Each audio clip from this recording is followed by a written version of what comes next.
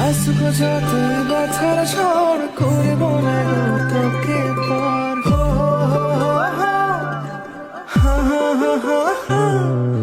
আসুক যতই ব্যথার ঝড় করব না গো তোকে পর তুই গো সাথী ধৈর্য ধর আমি শুধুই হব তোর তোকে নিয়ে ঘর বাঁধিব তোকে নিয়ে ঘর সাজাবো তুই আমার সঙ্গে চল তুই আমারই সঙ্গে চল আসছে মোর দুদিন সবর কর